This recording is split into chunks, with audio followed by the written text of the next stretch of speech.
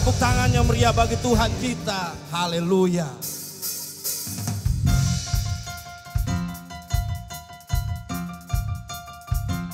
Saat ini kami akan bangkit demi kemuliaan nama-Mu Yesus. Terima kasih Tuhan, Kau Allah yang teramat sangat baik.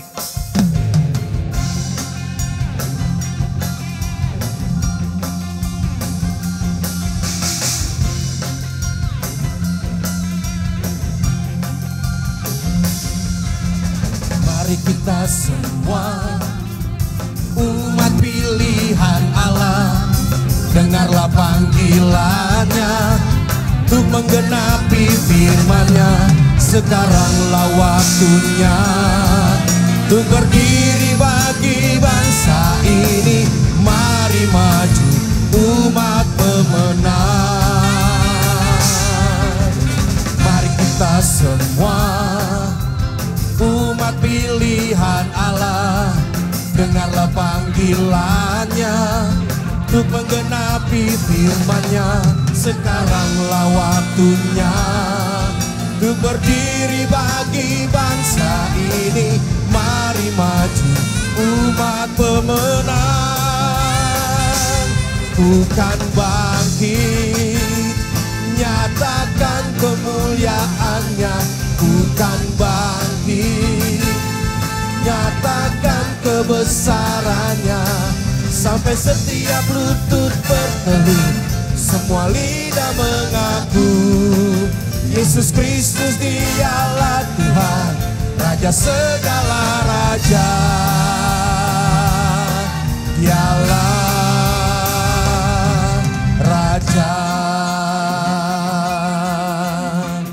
Mari sama-sama katakan, mari kita semua umat pilihan Allah, dengarlah panggilannya untuk menggenapi firman-Nya.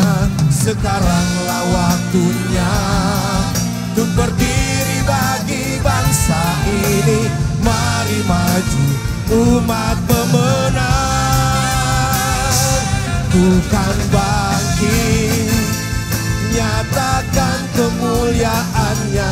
Bukan bangkit, nyatakan kebesaran-Nya.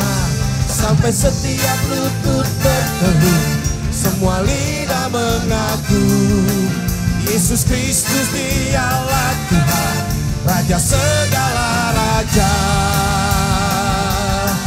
Dialah, katakan bukan bangkit, bukan bangkit, nyatakan kemuliaan-Nya. Bukan bangkit, nyatakan kebesaran-Nya.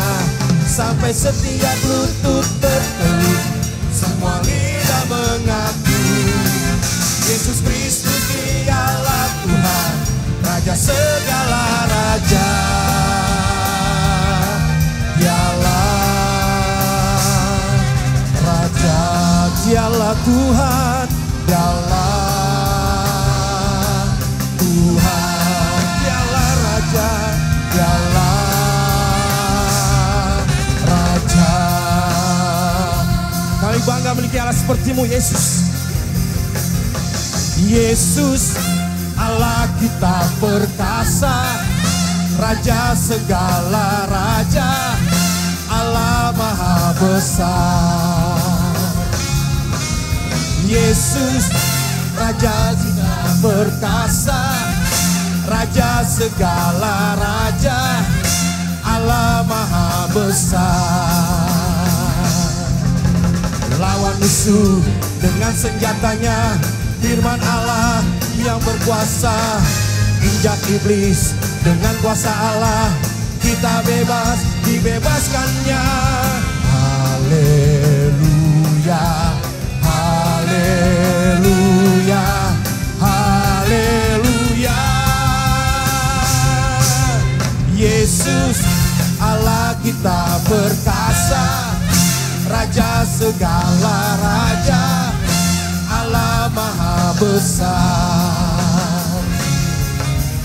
Yesus Allah kita perkasa, Raja segala raja, Allah maha besar. musuh dengan senjatanya.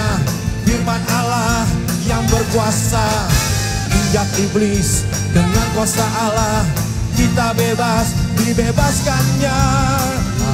Haleluya, haleluya, haleluya. Yesus Allah kita perkasa, Raja segala raja, Allah maha besar. Yesus Allah kita perkasa, Raja segala raja, Allah maha besar, Allah maha besar, Allah maha besar. Haleluya, berikan tepuk tangan yang meriah bagi Tuhan kita. Allah kita dahsyat, Allah kita perkasa. Amin saudara. Mari kita siapkan hati kita untuk masuk dalam kebenaran firman Tuhan. Terima kasih Tuhan, Kau baik. Kaulah penolong dalam hidup kami. Kami percaya kepadamu Yesus. Kaulah perlindungan kami. Terima kasih Tuhan.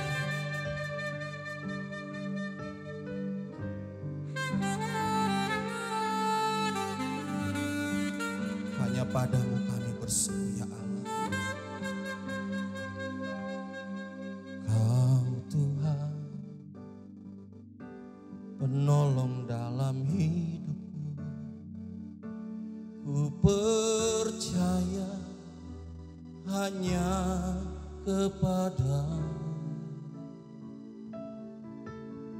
Kau pegang tanganku dan tuntun langkahku. Yesus, Kau perlindunganku. Kau Tuhan, kekuatan dalam hidupku, penolongku dalam kesesakan. Kau gunung batuku dan pertahananku. Yesus, Kau kemenanganku. Yesus, padamu ku berseru. Kaulah penyelamatku. Terpujilah Kau Tuhanku. Mulun ku memuji namamu sepanjang umur hidupku. Terpujilah Kau Tuhanku di atas segalanya.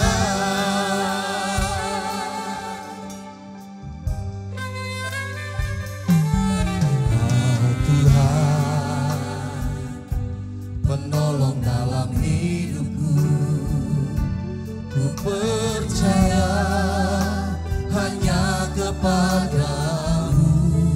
Peganglah tangan kami Yesus.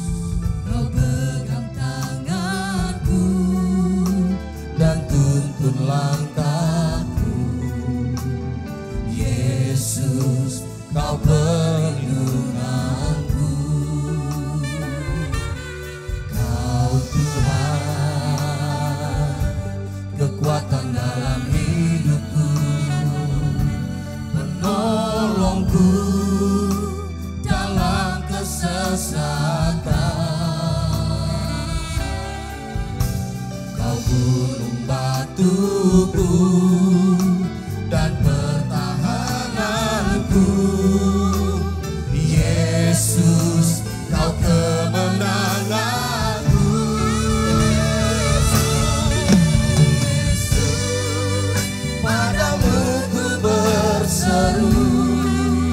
Kaulah penyelamatku. Terpujilah Kau Tuhanku.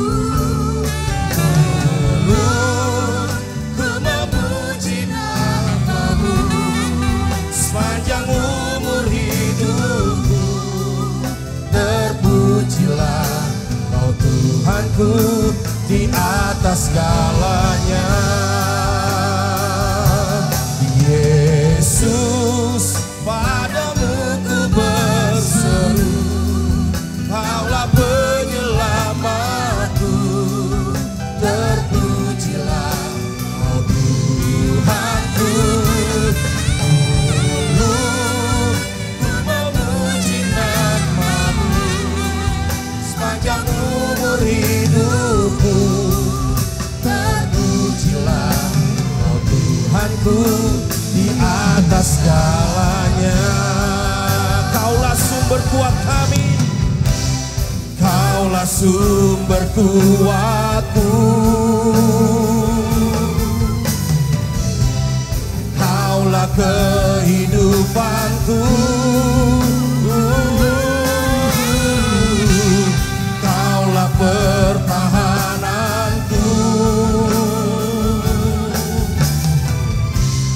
Ku percaya padamu.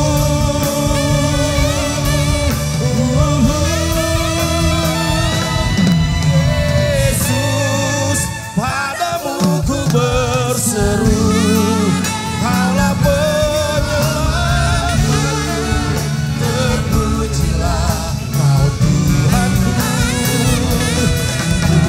Mulus ku memuji nama-Mu sepanjang umur hidupku. Terpujilah Kau Tuhanku di atas segalanya. Mari sembah Dia, kami sembah Kau Yesus. Kaulah kekuatan kami, Kaulah keselamatan kami, Kau juru selamat Yesus. Tiada Allah yang sempurna. Katakan Yesus, padamu ku berseru. Yesus, padamu ku berseru, Kaulah penyelamatku. Terpujilah Kau Tuhanku. Mulus ku memuji nama-Mu sepanjang umur hidupku. Terpujilah Kau Tuhanku di atas segalanya.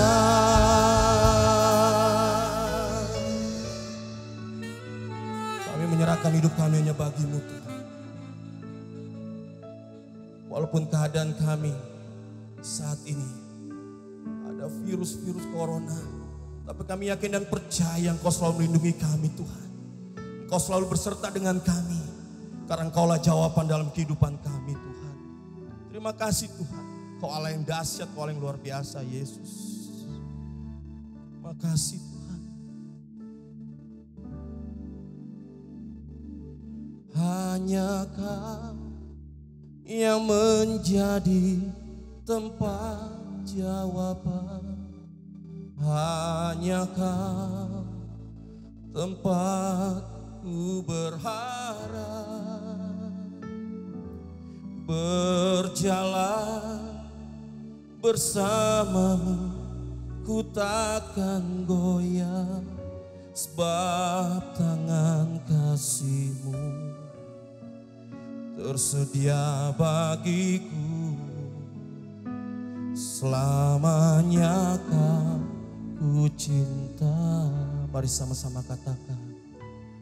Hanya Kau yang menjadi tempat jawaban. Hanya Kau tempatku berharap. Berjalan bersama-Mu ku takkan goyah, sebab tangan kasih-Mu tersedia bagiku. Selamanya Kau ku cinta. Mari angkat kedua tanganmu, katakan hanya Yesus jawabanmu. Hanya Kau yang menjadi tempat jawaban. Hanya Kau tempatku berharap.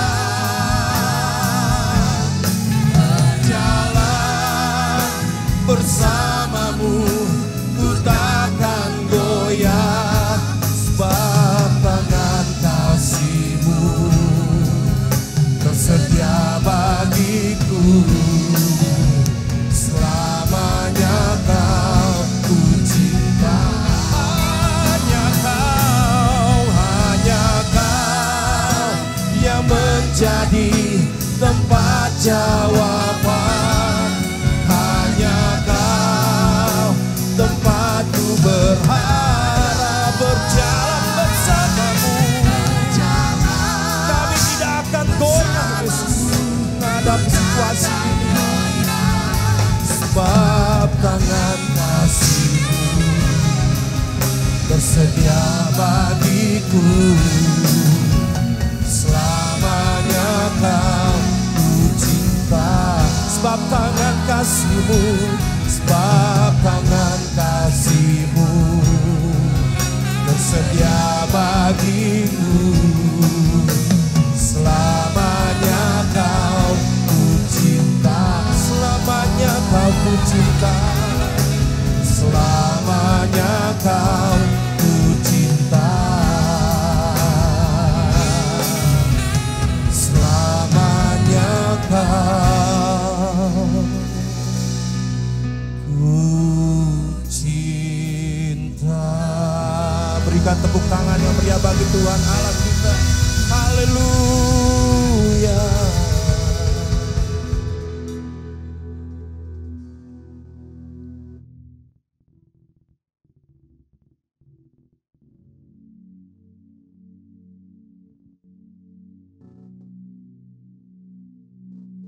Mari kita berdoa untuk firman Tuhan. Pada saat-saat seperti ini Bapak, kami membutuhkan pertolongan Tuhan, perlindungan Tuhan, kekuatan yang dari Tuhan. Dan kami percaya iman kami timbul karena pendengaran akan firman Kristus. Biarlah firman Tuhan berbicara buat kami, sehingga kami menjadi orang-orang percaya yang tetap meyakini ada tangan Tuhan, ada pertolongan Tuhan, ada kuasa Tuhan, ada mujizat Tuhan yang terjadi dalam kehidupan kami. Kami percaya firman Tuhan adalah kebenaran. Pada saat kami mengaminkan firman Tuhan, kami hidup dalam firman Tuhan, kami melakukan firman Tuhan, maka firman Tuhan yang adalah kebenaran memerdekakan kami. Sehingga kami menjadi orang percaya yang kuat, menang, disembuhkan, dan mengalami pertolongan Tuhan. Kami siap diberkati oleh firman Tuhan dalam nama Tuhan Yesus kami berdoa dan percaya. Haleluya. Amin. Shalom Bapak Ibu sekalian. Saya akan bicara tentang Church Grow in Christ. Saya bacakan dalam firman Tuhan dalam Kisah Rasul 9 ayat 3 sampai dengan ayat yang ke-6. Dalam perjalanannya ke Damsyik, ketika ia sudah dekat kota itu, tiba-tiba cahaya memancar dari langit mengelilingi dia. Ia rebah ke tanah dan kedengaranlah olehnya satu suara yang berkata kepadanya, Saulus, Saulus, mengapakah engkau menganiaya aku? Jawab Saulus, siapakah engkau Tuhan? Katanya, akulah Yesus yang kau aniaya itu. Tetapi bangunlah dan pergilah ke dalam kota. Di sana akan dikatakan kepadamu apa yang harus kau perbuat. Menurut catatan yang saya terima, virus corona di dunia telah tembus di sekitar 141 negara di dunia dan telah membuat 5.000 orang lebih meninggal dunia. Menurut catatan pada tanggal 15 Maret tahun 2020. Berapa hari yang lalu saya membaca sekarang yang menjadi korban dari virus corona ada 201.530 orang lebih. Dan virus corona itu kalau kita lihat statistiknya dimulai dari China, saya menemukan ada sebuah statistik yang sangat cepat sekali. Jadi virus corona itu, ya tolong Mary ya, ini dia virus coronanya cepat sekali di China, tetapi sekarang menyebar di luar China di atas 88.400. Jumlah kasus di Italia itu yang luar biasa. Di Italia yang semula di awal bulan Maret ini cuma sekitar ya tidak sampai 1.000. Tapi sekarang sudah sampai hampir sekitar 4.000. Kenapa? Karena di Italia mereka menganggap ini virus yang tidak berbahaya. Padahal ini virus yang katanya memang tingkat kesembuhannya cepat sekali. Tapi tingkat penyebarannya luar biasa cepatnya. Di Malaysia mereka melakukan yang namanya lockdown. Ini statistiknya pertumbuhannya begitu cepat.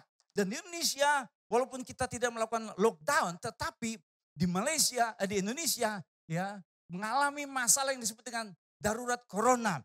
lonjakan kasus corona di Indonesia begitu cepat. Lihat statistiknya saudara. Sehingga katanya sekarang sudah lebih dari 300 orang telah terpapar yang namanya virus corona. Itulah sebabnya pemerintah kita, saudara, meminta kita mencegah penularan virus corona. Di dalam bentuk yang disebut salah satunya social distancing. Ini adalah kita menjauhi namanya keramaian. Itulah sebabnya Bapak Ibu sekalian pada hari ini kita tidak beribadah seperti biasa. Di Wahid Hasim 67, Bapak Ibu sekalian beribadah di rumah. Itu harapan kami. Tujuannya supaya kita mencegah yang namanya penularan virus corona. Kenapa? Karena begini, saya mau mengatakan begini buat Bapak Ibu sekalian. Kita orang Kristen bukan penyebar virus, tetapi kita harus penyebar Kristus. Boleh ikuti kalimat saya. Ya, orang Kristen bukan penyebar virus, tetapi penyebar Kristus. Di Korea Selatan ada sebuah kasus yang terjadi di sebuah gereja. Jadi penyebarannya dimulai dari seorang yang disebut dengan sebuah anggota gereja. Walaupun ini dikatakan sebuah sekte yang ada di gereja Korea. Dari satu orang dalam gereja ini, karena gereja ini yang menurut catatan yang saya terima, tidak mau kerjasama dengan pemerintah Korea. Sehingga orang Korea rame-rame bikin petisi yang mengatakan kita tutup ini gereja. Apa yang terjadi saudara? Lihat, saya tidak pernah lihat ada pemimpin gereja di Korea berlutut minta maaf. Jadi artinya begini Bapak Ibu sekalian. Ya, kita mendukung upaya pemerintah kita. Jangan gereja kita, jangan orang Kristen menjadi penyebar virus. Tetapi kita harus menjadi penyebar Kristus. Kenapa? Karena ini perintah Tuhan Yesus buat kita. Yesus berkata dalam Matius 28 ayat 19. Jadikanlah semua bangsa muridku. Dan kita baca dalam kisah para rasul pertemuan gereja. Dalam kisah 1 ayat yang ke-15 ada 120 orang percaya. Tetapi sekali Petrus khotbah 3.000 orang yang bertobat. Kalau sekarang kan kita suka bilang 3.000 kali khotbah, satu yang bertobat. Saudara. Tiap-tiap hari Tuhan menambah jumlah mereka. Ada 5.000 laki-laki orang percaya. Makin bertambah jumlah orang percaya. Kisah Rasul 6 ayat yang ke-7. Kita menemukan jumlah murid di Yerusalem makin bertambah jumlah. Orang percaya bertumbuh di Yudea, Galilea, Samaria. Firman Tuhan makin tersebar, didengar oleh banyak orang. Bahkan kalau kita baca dalam Kisah Rasul 28. Injil diberitakan sampai di Roma. Saudara-saudara, harusnya virus yang kita tularkan buat orang lain, saudara, adalah virus iman. Ini virus yang baik. Virus yang membuat orang diselamatkan. Yaitu Yesus Kristus yang menyelamatkan kita. Saya membaca kalau kita, saudara, ini hitungan. Ya, ini bukan penyebaran virus, tetapi ini adalah penyebaran Kristus. Kalau orang percaya, setiap kita, saudara, bawa 2 murid ya di tahun pertama. Maka tahun kedua dari 2 murid ya memuridkan lagi yang lain jadi 4 murid. Dari 4 murid kita muridkan lagi jadi 8 murid. Dari 8 murid ini murid lain jadi 16 murid. Dari 16 murid muridkan murid jadi 30 murid. Jadi 30 murid tahun ke-10 1.024 murid. Tahun ke-15 jadi 32.700 murid. Tahun ke-20 jadi 1.400.500. Tahun ke-30 ada 1.000.000. Ya, tahun ke-33 kita menemukan saudara. Dunia diselamatkan. Kenapa? Karena penduduk dunia belum sampai 8 miliar. Ada 3 hal penting supaya gereja bertumbuh. Yang pertama, kita harus punya pengalaman iman. Dalam Kisah Rasul 9 ayat 5 sampai dengan ayat yang ke-6. Ini adalah pengalaman iman dari seorang yang bernama Rasul Paulus. Kalau kita baca dalam ayat yang ke-5 dan ayat yang ke-6, jawab Saulus, siapakah engkau Tuhan? Katanya, akulah Yesus yang kau aniaya itu. Jadi yang namanya Saulus sebenarnya rencananya dalam Kisah Rasul 9 ayat 1 sampai dengan kedua. Sebenarnya punya rencana untuk menemukan orang-orang yang menjadi pengikut Yesus, yang menangkapnya dan bawa ke Yerusalem untuk apa? Diadili. Jadi Saulus, nama Ibrani dari Rasul Paulus adalah seorang penganiaya jemaat. Tetapi kita bersyukur karena Tuhan yang kita sembah adalah Tuhan yang hidup. Tuhan Yesus menambahkan diri kepada orang yang namanya Saulus. Dan Saulus bertobat terima Tuhan Yesus. Sampai hari ini pun saya percaya bahwa Tuhan yang kita sembah adalah pembela kita yang agung. Jadi kita tidak memerlukan yang namanya front pembela Kristen. Kenapa? Karena kita punya Tuhan yang hidup, yang menjadi pembela kita yang agung. Contohnya di Mesir ada orang yang namanya Khalil. Dia adalah seorang penganiaya yang membakar banyak gereja. Tetapi dia mengalami perjumpaan dengan Kristus seperti yang dialami oleh Saulus. Dan akhirnya dia menjadi seorang yang memberitakan Injil Yesus Kristus. Saya selalu mengatakan ada 2 model belajar. Kalau kita kenal masa kini kita belajar di kelas. Ada sistem akademik yang ketat. Murid-muridnya pasif dan banyak teori. Tetapi Tuhan Yesus kalau mengajar tidak dalam kelas. Makanya sekarang ada banyak sekolah kebingungan. Ketika pemerintah kita meminta supaya pencegahan virus corona itu efektif, kita belajar di rumah ya, kita bekerja di rumah dan kita beribadah di rumah. Itulah sebabnya pada hari ini jemaat Tuhan tidak beribadah seperti biasa di gedung gereja di Jalan Wahid Hasim 67, tapi kita beribadah di rumah masing-masing. Tapi sebenarnya yang namanya belajar itu sebenarnya dalam kehidupan. Dan belajar kita adalah harus praktek. Kebanyakan orang itu ya di dalam hidup kebanyakan teori, tidak mengalami. Ya, belajar berenang, saya mau kasih tahu Bapak Ibu sekalian, itu bukan di kelas. Kalau kita belajar berenang itu di kelas, kita belajar gaya gaya bebas, kita hafalin teori, cara berenang dengan gaya bebas. Tangannya begini, ambil nafas begini, yang terus kita masuk ke kolam. Kita berubah dari gaya bebas jadi gaya dada. Pas kita masuk di kolam langsung dada gitu. Jadi artinya apa? Kalau kita belajar harus mengalami. Harus di kolam renang kalau bisa belajar berenang. Demikian juga dalam kehidupan kita. Kita harus mengalami. Sekarang ditemukan cara belajar yang efektif. Bukan hanya kita baca literatur. Bukan hanya kita dengar dari dosen. Bukan yang kita melihat berbagai macam ya bahan pelajaran. Tetapi kita harus mengatakan dan melakukannya. Nah ini yang banyak terjadi dalam kehidupan orang Kristen. Banyak orang Kristen belajar iman cuma hafal ayat. Tetapi ayat firman Tuhan tidak menjadi bagian dalam hidupnya. Pengalaman iman tidak dialami. Orang itu jadi Kristen karena dua sebab. Ada Kristen biologis, ada Kristen pertobatan. Nah Kristen biologis adalah karena orang tuanya Kristen, makanya dia jadi Kristen. Bapak ibunya Kristen, ya anaknya Kristen. Ya bapaknya namanya Abraham, ibunya namanya Sarai, anaknya jadi siapa? Jadi Ishak dan Yakub. Jadi artinya ada banyak orang Kristen, dia Kristen karena keturunan. Tetapi Kristen yang sejati adalah karena pengalaman iman. Kaisar Konstantin membuat kekristenan mendapatkan tempat khusus di kerajaan Romawi. Dia mau berperang, tiba-tiba dapat penglihatan, ada tanda salib. Dan dia berkata buat prajuritnya, kenakan tanda ini. Ketika pakai tanda salib, dia memenangkan peperangan. Dan dikasih hadiah buat orang Kristen. Yang namanya keputusan Edik Milan tahun 313 Masehi. Sehingga waktu itu yang namanya kekristenan dibebaskan. Padahal sebelumnya kaisar-kaisar menganiaya orang Kristen. Namun ketika Kaisar Konstantin memberikan kebebasan, menjadikan kekristenan agama negara. Dampaknya adalah apa? Orang-orang yang belum bertobat bercampur dengan orang-orang yang sungguh-sungguh bertobat. Dan setelah Edik Milan tahun 313, yang namanya kaisar menjadi kepala gereja. Menjadi hakim yang mengatur undang-undang tertinggi dalam gereja. Akibatnya kekristenan, tidak ada lagi pengalaman iman. Enggak cukup kita dilahirkan dalam kuah Kristen. Enggak cukup kita memiliki yang namanya kampung desa Kristen. Saya menemukan ada banyak daerah-daerah kampung-kampung Kristen. Tetapi gereja tidak bertumbuh. Orang Kristen masih percaya okultisme. Orang Batak masih percaya. Di Batak mulai jadi nalboran tasukkan di HP sih kalau gelepong. Orang Ambo masih percaya namanya Tete Yongker. Kenapa? Karena imannya bukan iman pengalaman. Sekarang sudah ditemukan change in Christian percentage of populations. Ditemukan bahwa daerah-daerah yang dulunya Kristennya kuat. Sekarang apa yang terjadi? Ini yang warna peach. Ini adalah daerah-daerah yang dulunya Kristennya bertumbuh. Tapi sekarang mengalami penurunan. Kenapa? Karena kekristenannya bukan karena pengalaman iman. John Kay kita undang di Ebenezer untuk bersaksi. Orang Ambon itu kan pekerjaannya cuma 3P. Jadi penyanyi, kalau penyanyi jaga jadi preman. Nah, kalau preman bertobat jadi pendeta 3P. John Kay di dalam penjara. Dia baru punya pengalaman iman dalam Yesus. Sebelumnya dia orang Kristen. Sebelumnya dia lahir dalam keluarga Kristen. Tetapi di dalam penjara di Nusa Kambangan. Baru dia punya pengalaman iman. Dan apa yang terjadi? Pengalaman iman itu merubah John Kay. Seorang preman yang ditakuti. Sekarang dia beritakan Injil Yesus kemana-mana. Puji Tuhan, haleluya. Saya berdoa berharap saudara, supaya saudara-saudara yang menyaksikan siaran ini, bukan hanya Kristen karena keturunan, tapi punya pengalaman iman di dalam Kristus. Beda antara tahu dan tahu itu beda. Banyak orang tanya, tahu Kristus? Tahu. Ya, tapi cuma di kepala. Tetapi kalau orang punya pengalaman iman dalam Kristus, ya, tahu bahwa Kristus menyembuhkan, dia berkata tahu. Kenapa? Karena dia disembuhkan oleh Tuhan Yesus. Tahu Tuhan Yesus juru selamat.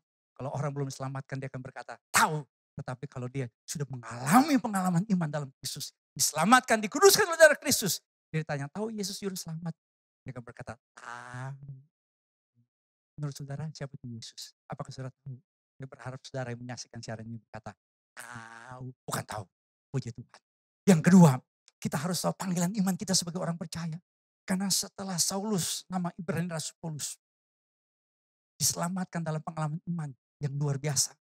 Ada firman Tuhan melalui Ananias yang berkata begini, pergilah sebab orang ini adalah alat pilihan bagiku untuk memberitakan namaku kepada bangsa-bangsa lain serta raja-raja dan orang-orang Israel. Kalau kita membaca dalam Kisah Rasul 20 ayat 21, Rasul Paulus selalu berkata bahwa dia adalah saksi Kristus. Dia bersaksi kepada orang-orang Yahudi, kepada orang-orang Yunani supaya orang-orang bertobat kepada Allah dan percaya kepada Tuhan kita, Yesus Kristus. Saya selalu memberikan panggilan orang percaya dalam 5P. Panggilan yang pertama adalah percaya kepada Kristus. Panggilan yang kedua adalah penyembahan kepada Kristus. Panggilan yang ketiga adalah persekutuan dalam Kristus. P yang keempat adalah bertumbuh dalam Kristus. Dan yang kelima, melayani Kristus. Jadi orang Kristen bukan sekedar dia sudah dibaptis, sudah ke gereja. Tetapi hidupnya dia harus menemukan bahwa dia diberkati untuk jadi berkat. Blessed to be a blessing. Profesor Hughes Moorhead, seorang peneliti mengadakan riset terhadap lebih dari 250 orang yang disebut dengan ilmuwan, cendekiawan, pemikir, orang-orang berpengaruh di dunia. Pertanyaan sederhana, apa arti hidup ini? Sebenarnya profesor ini mau tulis buku tentang makna kehidupan. Makanya dia tanya sama orang-orang yang dianggap punya jawaban yang benar tentang makna kehidupan. Tetapi profesor ini kaget. Karena ternyata orang-orang ini yang ditanya, balik bertanya kepada Profesor Hughes Moorhead. Jadi mereka ya, ditanya malah tanya balik. Dan akhirnya Profesor Hughes Moorhead dengan para orang-orang ini, para cendekiawan, mereka bertanya pada rumput yang bergoyang, kata Ebit Gades. Jadi mereka nggak tahu makna kehidupan. Saudara, apa yang terjadi dengan kehidupan manusia? Apa saja yang menguasai hidup manusia? Ternyata manusia seringkali dikuasai dengan perasaan bersalah. Dikuasai perasaan ingin diakui orang lain. Dikuasai perasaan takut seperti yang terjadi sekarang ini. Ya, banyak orang dikuasai perasaan khawatir, cemas dengan virus corona yang mewabah ke seluruh dunia. Ada orang yang dikuasai dengan materialisme, cian, fulus, apa yang terjadi. Dan ada orang yang dikuasai perasaan marah, selalu marah, selalu suka tersinggung, marah-marah terus. Sehingga anaknya punya lagu, takut mamaku marah. Sepanjang tahun 2019 ada 5 artis Korea yang meninggal, 3 diantaranya bunuh diri. Kenapa? Karena ada sebuah sindrom di kalangan artis. Apa itu sindromnya? Star syndrome. Jadi ada banyak orang seperti para selebritis, pengen terkenal. Tapi setelah mereka terkenal, apa yang terjadi? Hidupnya kosong, hampa. Karena kalau orang hidupnya tidak jadi berkat bagi orang lain, hidupnya hampa. Kalau orang hanya sekedar pengen kaya, pengen terkenal seperti Elvis Presley. Elvis Presley ditanya, apa yang menjadi keinginan dalam hidupnya? Ternyata dia mengatakan dia pengen kaya, pengen terkenal, pengen bahagia. Dan 3 hal ini, saudara, yang pertama memang dia kaya. Yang kedua, dia terkenal. Tapi yang ketiga, tidak terjadi. Kenapa? Karena hidupnya tidak selaras dengan kehendak Tuhan. Freddie Mercury, seorang yang dikenal sebagai penyanyi dengan suara yang oktavnya tinggi. Dalam salah satu syair berkata, does anybody know what we are living for? Orang yang begitu berbakat, di akhir hidupnya meninggal karena penyakit AIDS. Pendeta Rick Warren berkata begini, you were born by his purpose and for his purpose. Saya percaya kelahiran kita ke dalam dunia tidak secara kebetulan. Itu waters yang dilahirkan dari hasil pemerkosaan. Satu kali ditanya sama mamanya, Ma, kenapa ya? Oh saya tidak begitu hitam. Karena mamanya orang kulit hitam. Terus mamanya berkata, kenapa papa kamu orang kulit putih? Terus dia tanya, pengen tahu. Papanya di mana? Dia tanya, papa di mana? Mamanya jawab, papa kamu di penjara. Loh, kenapa papa di penjara? Karena papa kamu perkosa orang. Loh, siapa yang diperkosa? Mama kamu, makanya kamu lahir. Saudara-saudara, tapi Peter Waters tidak kebencian. Tidak punya kebencian kepada papanya. Tidak ada kepahitan sama papanya. Dia tetap memakai nama keluarga. Waters itu nama keluarga dari papanya. Saudara-saudara, Peter Waters Tuhan pakai. Walaupun orang mengatakan lahirnya kecelakaan, hasil pemerkosaan. Dia menjadi salah satu penyanyi rohani yang Tuhan pakai. Penginjil Billy Graham, penginjil yang paling banyak berkhotbah buat umat manusia. Kalau berkhotbah, selesai berkhotbah, Peter Waters tampil untuk nyanyi. Dan setelah itu Billy Graham bikin altar call tantangan untuk orang Yesus. Peter Waters Tuhan pakai suaranya untuk kemuliaan Tuhan. Kenapa? Karena dia tahu panggilan Tuhan dalam hidupnya. Pendeta Yakub Van S ini terpanggil menjadi orang gila. Waduh, waktu saya baca kesaksian luar biasa. Dia nggak tahu sebenarnya mesti ngapain. Karena waktu di kota Siantar ada orang gila di tengah kota. Orang setiap kali lewat, dilemparin batu sama orang gila ini. Dan Tuhan gerakan hati untuk melayani orang gila ini. Dia nggak tahu gimana caranya melayani orang gila. Dia hanya menatap mata orang gila itu. Dan ternyata mata orang gila itu meneteskan air mata. Langsung dia sadar, orang gila ini bereaksi terhadap pelayanan kasih. Dibawa ke rumah, ya dirawat, didoain, dan sembuh. Dan jadi cerita kemana-mana. Akibatnya ada banyak orang kirim orang gila sama dia, susah. Dan mulai dia layani. Bahkan anggota DPRD di kota Siantar kasih budget khusus buat pihak penerimaan S. Untuk apa? Merawat orang gila. Karena mereka mungkin udah gila sendiri, susah ya kan. Ada seorang ibu yang namanya Oma Magdalena. Luar biasa. Udah, saya nggak tahu apakah saat ini masih hidup atau tidak, saya nggak tahu. Tapi Oma Magdalena di usia 90 tahun, dia tetap melayani Tuhan. Kenapa? Karena kalau orang tahu dipanggil Tuhan, dia tidak pernah tawar hati. Dia tetap semangat, jadi berkat bagi banyak orang. Saya berdoa buat Bapak Ibu sekalian, saudara yang menyaksikan siaran ini. Saudara adalah orang-orang yang tahu panggilan Tuhan dalam hidup saudara. Saudara dilahirkan tidak secara kebetulan. Ada maksud Tuhan, ada rencana Tuhan yang luar biasa. Haleluya, puji Tuhan. Yang ketiga, kita harus punya kekuatan iman. Apa yang dilakukan oleh Ananias? Dia datang kepada Saulus dan berkata, Saulus saudaraku, Tuhan Yesus yang telah menampakkan diri kepadamu di jalan yang kau lalui, telah menyuruh aku kepadamu supaya engkau dapat melihat lagi dan penuh dengan Roh Kudus. Rasul Paulus dalam Kisah Rasul 9 ayat 16 dinubuatkan bahwa dia harus menanggung banyak penderitaan oleh karena nama Kristus. Ada seorang hamba Tuhan yang namanya M. Hardy Hunt mengatakan, to come to Christ cost you nothing. To follow Christ cost you something. To serve Christ will cost you everything. Jadi menjadi pengikut Kristus. Kalau kita mau sungguh-sungguh dalam Kristus, ada harga yang harus dibayar. Itu yang dialami oleh Rasul Paulus. Dia bersaksi di dalam 2 Korintus 11 ayat 23, 24 sampai 25. Dia berkata, aku lebih banyak berjeri lelah, lebih sering dalam penjara, didera di luar batas, kerap kali dalam bahaya maut. 5 kali aku di seseorang Yahudi, setiap kali 40 kurang 1 pukulan. 3 kali aku didera, 1 kali aku dilempari dengan batu. 3 kali mengalami karam kapal sehari semalam. Aku terkatung-katung di tengah laut. Dalam perjalananku, aku sering diancam bahaya banjir dan bahaya penyamun, bahaya dari pihak orang-orang Yahudi dan dari pihak orang-orang bukan Yahudi, bahaya di kota, bahaya di padang gurun, bahaya di tengah laut, dan bahaya dari pihak saudara-saudara palsu. Aku banyak berjeri lelah dan bekerja berat. Kerap kali aku tidak tidur, aku lapar dan dahaga. Kerap kali aku berpuasa, kedinginan dan tanpa pakaian. Tapi komitmennya dikatakan dalam Kisah Rasul 20 ayat yang ke-24. Tetapi aku tidak menghiraukan nyawaku sedikit pun, asal saja aku dapat mencapai garis akhir dan menyelesaikan pelayanan yang ditugaskan oleh Tuhan Yesus kepadaku untuk memberi kesaksian tentang Injil kasih karunia Allah. Itulah sebabnya setelah Tuhan Yesus, Bapak Ibu sekalian boleh membaca sejarah gereja, selalu disimpulkan setelah Tuhan Yesus, maka Rasul Paulus lah yang memberikan dampak besar bagi kekristenan. Gereja-gereja di Asia, gereja-gereja di Eropa didirikan dari buah pelayanan Rasul Paulus. Tulisan-tulisan Rasul Paulus dari 27 kitab perjanjian yang baru, Tuhan pakai 13 surat dari hidupnya Rasul Paulus. Teologi ajaran Rasul Paulus, Tuhan pakai dengan luar biasa. Saudara-saudara, kenapa? Karena Rasul Paulus adalah orang percaya yang dipenuhi Roh Kudus. Hamba Tuhan yang dipenuhi Roh Kudus. Alkitab berkata, Tuhan Yesus mengatakan dalam Kisah Rasul 1 ayat 8, tetapi kamu akan menerima kuasa kalau Roh Kudus turun ke atas kamu, dan kamu akan menjadi saksiku di Yerusalem dan seluruh Yudea dan Samaria dan sampai ke ujung bumi. Ungkapan kuasa dari kata Yunani dunamis. Dunamis artinya kekuatan supranatural. Artinya apa? Orang percaya yang bertumbuh imannya, yang kuat menghadapi tantangan, dia harus menerima Roh Kudus. Pada saat-saat ini seluruh dunia mengalami dampak dari yang namanya virus corona ini, COVID-19. Tetapi orang percaya yang dipenuhi Roh Kudus adalah orang percaya yang mampu menghadapi situasi yang sulit. Sudah kasih Tuhan, saya suka memberikan gambaran bahwa ada daerah yang disebut dengan jendela 1040. Dalam bahasa Inggris disebut sebagai the 1040 window. Ini daerah yang terbentang dari 10 derajat lintang utara sampai 40 derajat lintang utara. Ini daerah-daerah 90% orang-orang ini belum mengenal Kristus. Ini daerah yang paling miskin, daerah yang paling sedikit misionarisnya dan paling sedikit orang Kristen. Tetapi di dalam bukunya Louis Bush yang berjudul The Move of the Holy Spirit in the 1040 Window menceritakan bahwa di daerah yang tadi disebut sebagai jendela 1040 yang paling sulit diinjili, di daerah-daerah yang disebut dengan jendela 1040, gak bisa sembarangan hamba Tuhan melayani, gak bisa sembarangan orang memberitakan Injil.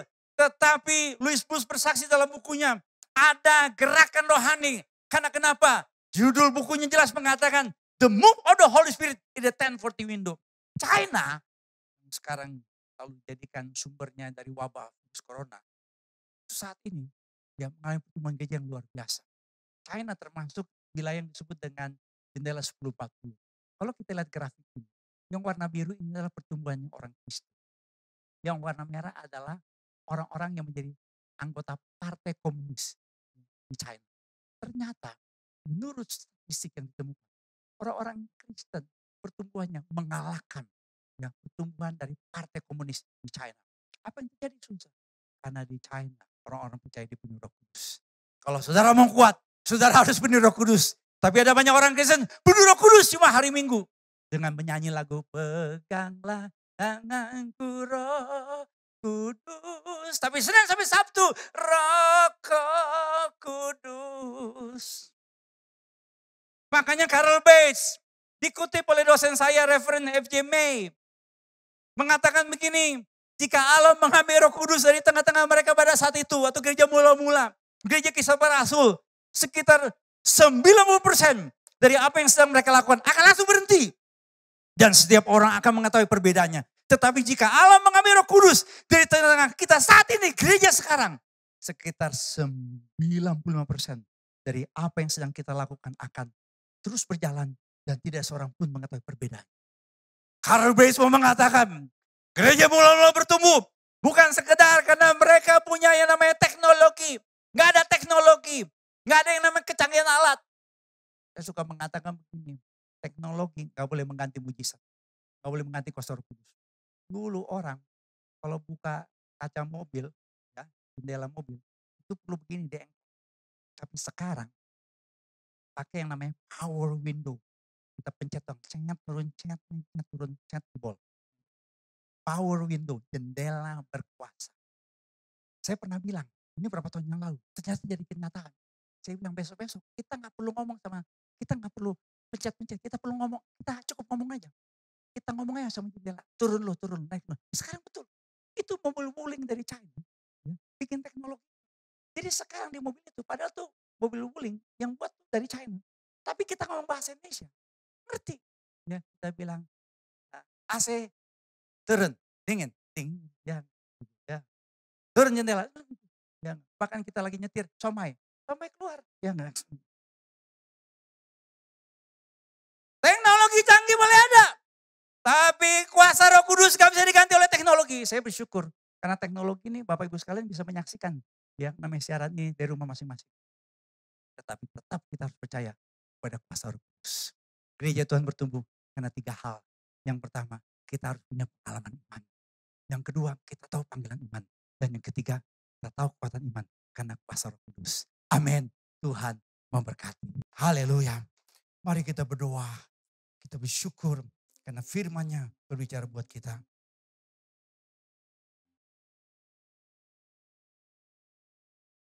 Mari kita angkat satu pujian yang berkata, hidupku mengenapi firman-Mu Tuhan.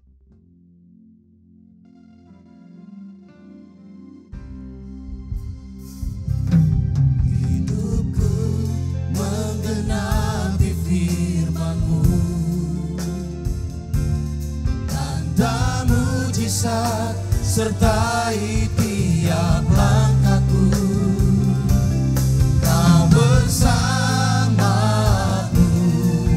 di dalamku, jadi bukti kebesaran. Katakan sekali lagi. Oh haleluya. Hidupku menggenapi firman-Mu. Ini kerinduan kami Tuhan. Tanda mujizat sertai tiap langkahku. Kau bersamaku di dalamku, jadi bukti kebesaran. Katakan sekali lagi. Yes, haleluya. Hidupku menggenapi firman-Mu,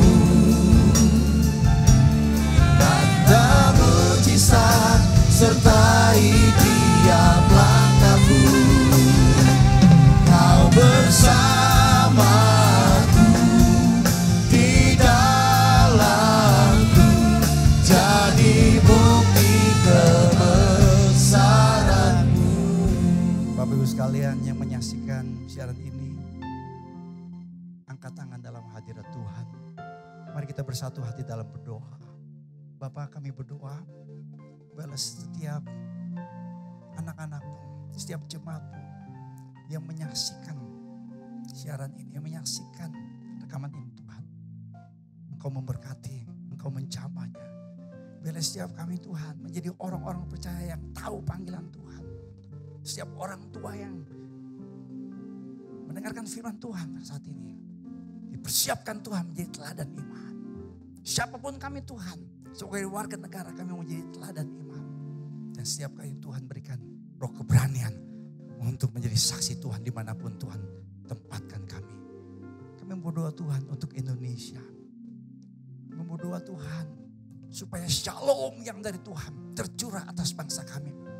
Kami mau berkata buat Indonesia, shalom bagi Indonesia, shalom bagi Indonesia, shalom bagi Indonesia. Berdoa Tuhan untuk Bapak Presiden, Wakil Presiden semua. Mimpin dari tingkat pusat sampai tingkat daerah, Tuhan berikan hikmat dalam situasi yang seperti ini. Di mana kami harus bersama-sama menghadapi masalah penyebaran virus COVID-19, virus corona yang begitu cepat. Dan kami berdoa, kami percaya virus ini akan berakhir dalam nama Tuhan Yesus. Kami berdoa Tuhan untuk saudara kami yang saat ini terbaring sakit, yang terpapar virus corona.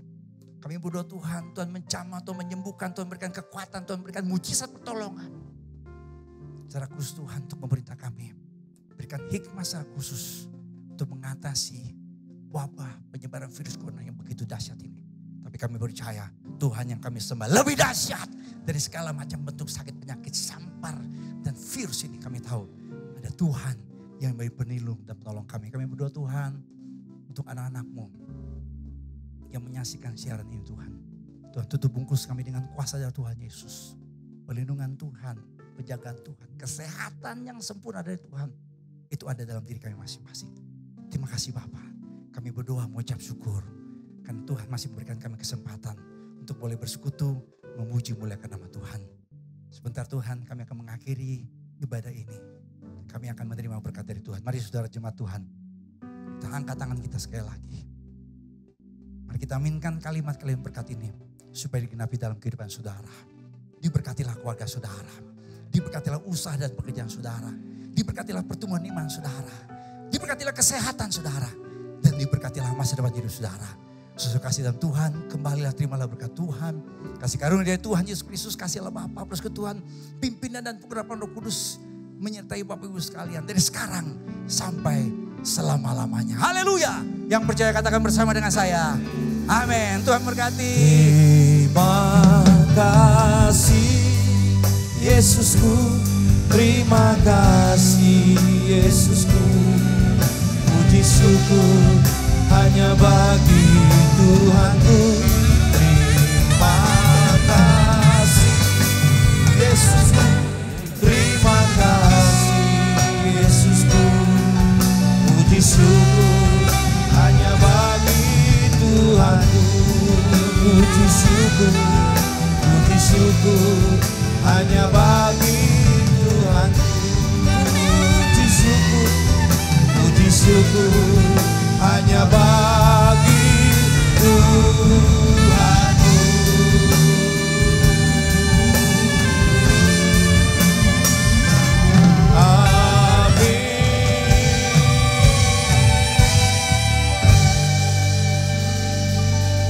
Tuhan berkati Bapak Ibu sekalian, sampai jumpa lagi.